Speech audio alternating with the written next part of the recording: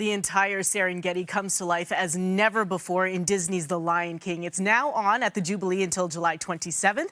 Drew Hirschfield and Michael Riley are part of the show and join us with a behind-the-scenes look at the awe-inspiring visual artistry. Good morning, you two. Thank you so much for joining us. Pleasure. Welcome to Edmonton. So, Michael, you've been with The Lion King since 2000, and you're the puppet supervisor on tour. How were the puppets and masks developed? You know, an amazing amount of R&D. Julie Taymor and Michael Curry went to Africa, looked at all kinds of puppetry around the world, and really developed an African sense that maybe you didn't see in the movie. So on stage, you'll see Africa is a main focus. For sure. Michael, how much work goes into maintaining these every single week? Because these travel with you guys on tour. Yeah, and so whatever happens to them is my job and my two assistants to take care of and make it look exactly like it did the day before and put it on stage. So it is a lot of work, but it's kind of a labor of love. What would you say is the one puppet or costume that really, like when the audience sees it, you hear kind of like a gasp in the audience?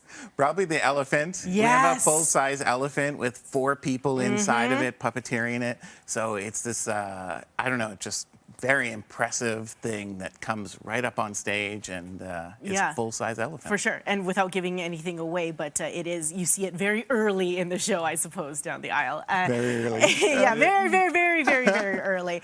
Drew, you play Zazu. Yes. Can you tell us about how you operate the bird? Because it's not just the puppet, we see you on stage as well. Yeah, the notion is that I and the puppet have the same experience, the dual event, we call it. And Zazu is a handheld puppet, but he's a big handheld puppet.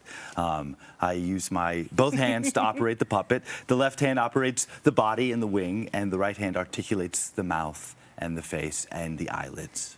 And how long have you been with Lion King for? I first got involved about 10 years ago.